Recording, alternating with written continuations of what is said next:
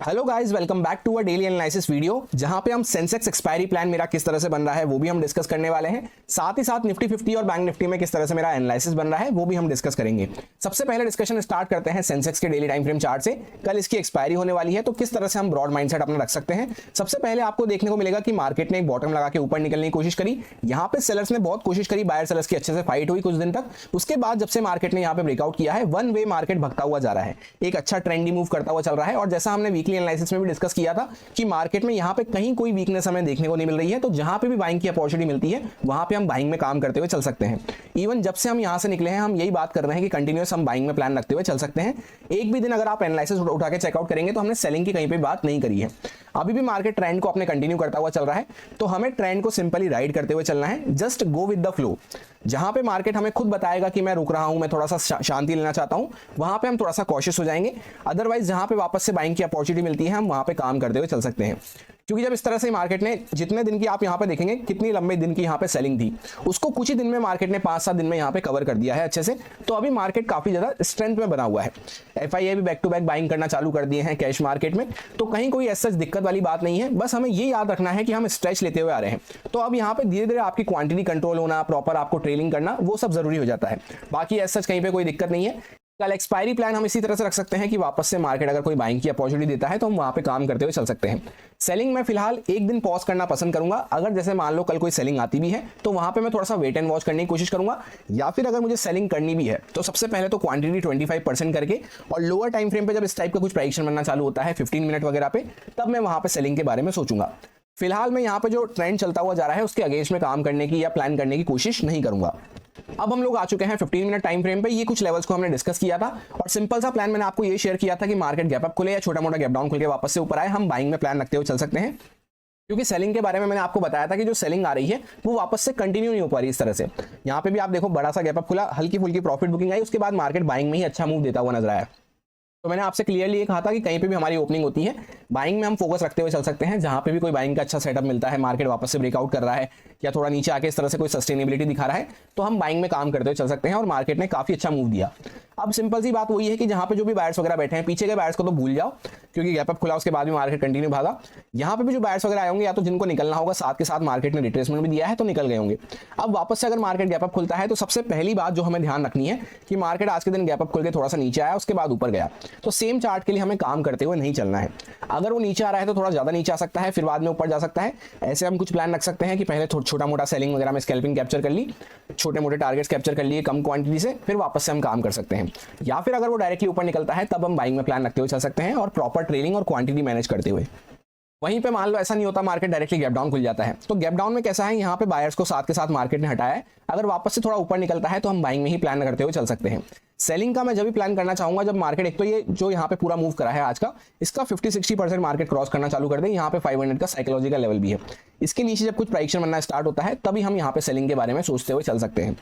क्योंकि जब market already काफी स्ट्रेंथ में बना हुआ है तो हर जो डिप आती है वो बाइंग की अपॉर्चुनिटी रहती है, वहां पे बायर्स वापस से अक्यूमुलेट होना चालू कर देते हैं। तो उस चक्कर में हम ऐसा प्लान रखते हुए चल सकते हैं कि हमें अभी अग्रेसिव होकर सेल नहीं करना है। अब हम लोग आ चुके हैं निफ्टी 50 के चार्ट पे। इसका भी सेम सा चार्ट स्ट्रक्चर रहता है। ये कुछ लेवल्स को हमने डिस्कस किया था, काफी अच्छे से वर्क करते हुए नजर आए।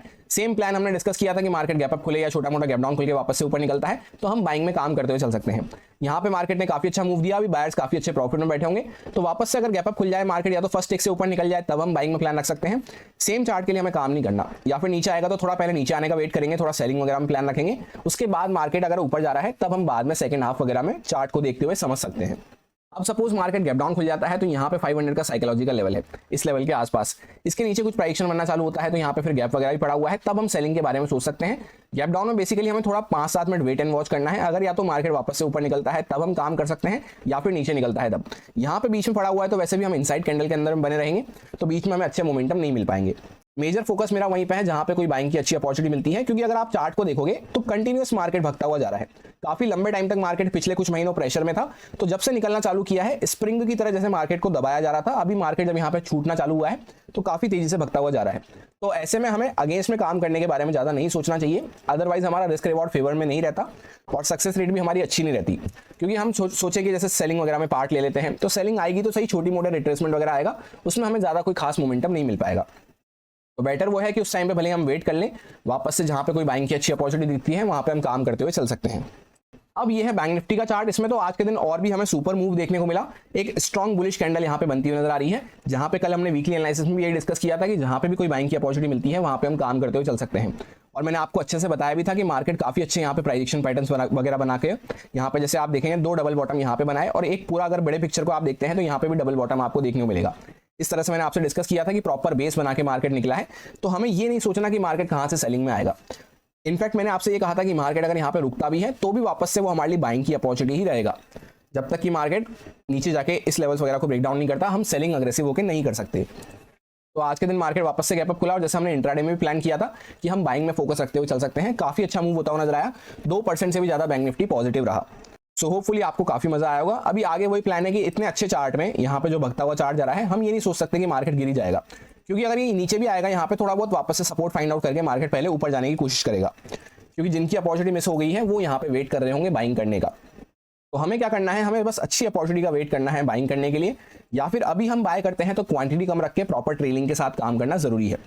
जैसे आप देखेंगे मार्केट यहाँ पे इंपॉर्टेंट रेजिस्टेंस वगैरह को क्रॉस कर चुका है। अभी ऐसा कोई ऊपर रेजिस्टेंस नहीं है, मार्केट इस लेवल के आसपास तक भी आने वाले दिनों में पहुंच सकता है।